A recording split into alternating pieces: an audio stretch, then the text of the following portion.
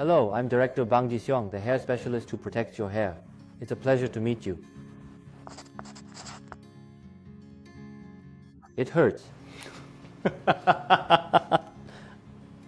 Let me explain briefly. You have your skin, and we have to inject something into it. That's the anesthetic drug. By injecting it to reduce skin sensation, we ultimately target the peripheral and sensory nerves for anesthesia. They say anesthesia is truly an art. It is a difficult process. There's no single right answer, but is there pain? Yes, there is. There is pain, but if someone with a high pain tolerance receives anesthesia well, they might feel almost nothing. Some still feel great pain, despite our best effort for a painless shot. From a doctor's standpoint, it works like this. We're essentially inserting something from the outside in, which ideally should be a slow and meticulous process.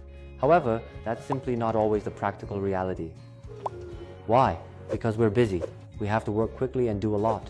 So, when anesthesia is administered too quickly, it often leads to unwanted side effects, particularly pain.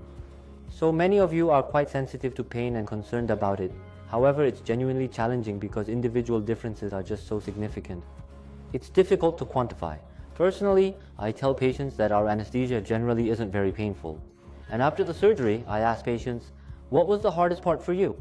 They often mention that the surgery was lengthy and a bit tedious, rather than focusing on the pain. This suggests to me that the pain itself was quite tolerable. Hair transplant surgery involves operating on two distinct areas. Let me explain it this way.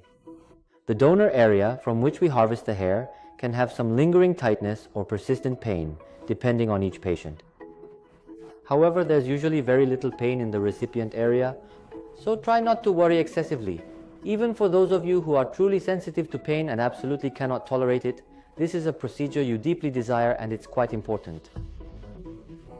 You'll come to accept it and proceed slowly. While I can't definitively say if one type of anesthesia is superior with sedation anesthesia, it absolutely doesn't mean you won't need any other kind of anesthesia. Sedation anesthesia just puts you to sleep for a bit, and then we still have to numb the donor or recipient areas. We use local anesthesia, so it's given twice. But with local anesthesia alone, we only numb the essential areas. If needed, we can pause and administer more, making it simpler to achieve the optimal anesthetic dosage. That's why, whenever possible, I prefer local anesthesia, and I make sure to explain this thoroughly to my patients.